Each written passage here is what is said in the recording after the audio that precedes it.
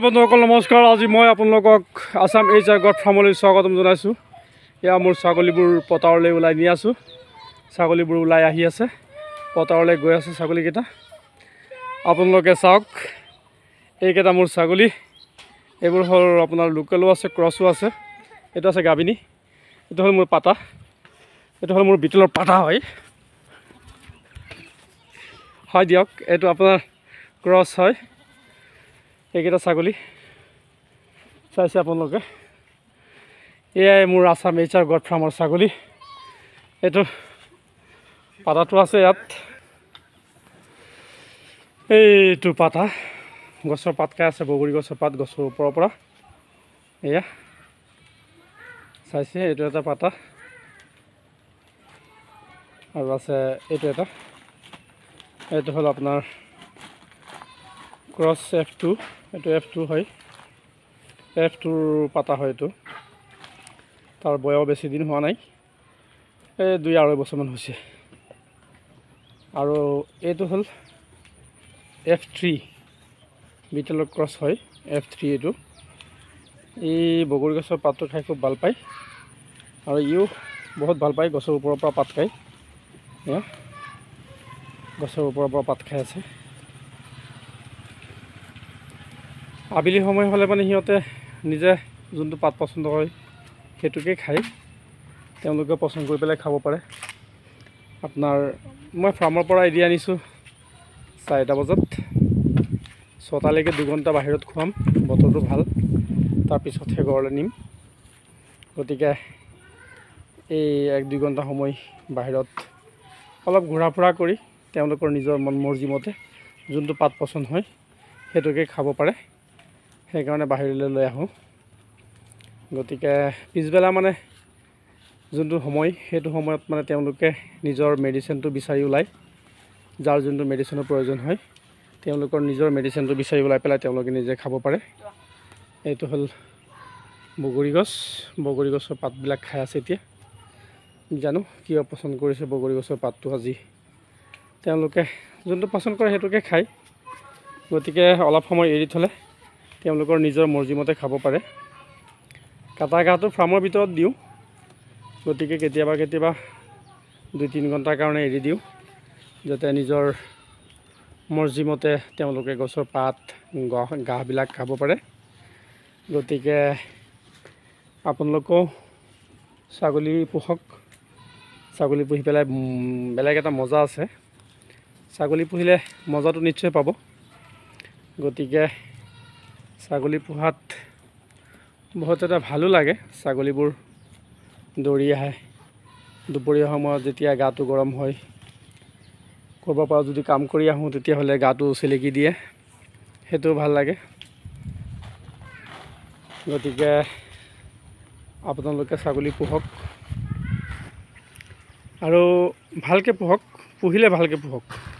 কাৰণ ছাগলী পোহা, ছাগলী ফাৰ্ম এনেকুৱা এটা ব্যৱসায়, আপোনাৰ কোনো ক্ৰেডিট কাৰ্ডৰ প্ৰয়োজন নহয়, কাৰোবাৰ ওচৰত ধাৰৰ কাৰণে যাব নালাগে।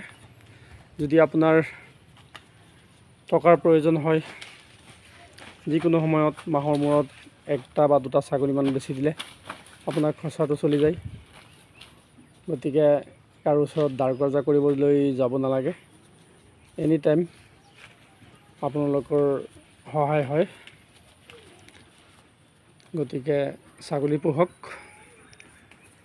ছাগলী পোহাত বৰ মজা আছে। এয়া চাইছে কেনেকৈ গছৰ ওপৰৰ পৰা পাত খায়। সি গছৰ ওপৰৰ পৰা পাতটো খাই খুব ভাল পায়, তলৰ পৰা খুব কমেই খায়। গছৰ ওপৰৰ পৰা পাত খাই পেলাই খুব ভাল পায় সি। গতিকে আপোনালোকক সকলোকে পৰামৰ্শ দিওঁ যে আপোনালোকেও ছাগলী ফাৰ্ম কৰক, কিন্তু ফাৰ্মখন মাটিৰ পৰা কমচে কম 4 ফুটমান ওখকৈ বনাব। ফাৰ্মখন সদায় ওখ জেগাত বনাব লাগে। ঘাঁহৰ খেতিটো নিশ্চয় কৰিব, কাৰণ ঘাঁহ নাথাকিলে ছাগলী পোহা বহুত দিগদাৰ হয়। এইটো মোৰ নেপিয়াৰ ঘাঁহ। গতিকে ছাগলী ফাৰ্ম কৰক, ফাৰ্মটো খুব ধুনীয়াকৈ ওখকৈ বনাওক, আৰু ঘাঁহো অলপ লগাই ল'ব। কমচে কম 100মান ছাগলী থাকিলে 2 বিঘামান ঘাঁহৰ খেতি লগাই ল'ব। 2 বিঘামান নেপিয়াৰ, সৰগম এইবিলাক ঘাঁহ যদি আপোনাৰ থাকে তেতিয়াহ'লে আপোনাৰ ছাগলী পোহাত কোনো ধৰণৰ অসুবিধা নাই। ছাগলী পুহিলে ঘাঁহ লাগিবই। এইটো মোৰ স্বৰ্গম ঘাঁহ, গতিকে ঘাঁহৰ কেটিও মই বনাই লৈছোঁ। আৰু এইটো হ'ল মোৰ চৰণীয়া পথাৰ। এইটো এটা এক্সট্ৰা খেতি। ইয়াত মই বাউণ্ডাৰী বনাই লৈছোঁ জেওৰা বেৰ মাৰি পেলাই। এই জেওৰাৰ ভিতৰত চাৰিওফালে জেওৰা বেৰ লগাই লৈছোঁ। তাৰ ভিতৰত মানে ছাগলীবোৰক মাজে ফাকে অলপ টাইম এৰি থওঁ। এৰি থ'লে তেওঁলোকে খোলা মুকলিকৈ অলপ ঘূৰি পকি ঘাঁহবিলাক খাব পাৰে। এইখিনিত মই কোনো ঘাঁহৰ গুটি চুটি লগোৱা নাই বা কাটিঙো লগোৱা নাই। এইখিনি মোৰ আপোনাৰ লোকেল ঘাঁহ, এনেই মাটিটো পেলাই থৈছিলোঁ, লোকেল ঘাঁহ হৈছে। গতিকে লোকেল ঘাঁহবিলাক তেওঁলোকে চৰণীয়া পথাৰত খুব মুকলিকৈ খাব পাৰে। আৰু মুকলিকৈ ঘাঁহ বন খাবলৈ দিব লাগে। কমচে কম দিনটোত 2-3 ঘণ্টা 4 ঘণ্টামান দিব লাগে। তেতিয়াহ'লে আপোনাৰ কি হয়, এই চৰণীয়া পথাৰত আনিলে অলপ মানে দৌৰা দৌৰিও কৰিব পাৰে। দৌৰা দৌৰিটো কৰিলে তেওঁলোকৰো এটা প্ৰেক্টিছ হয়।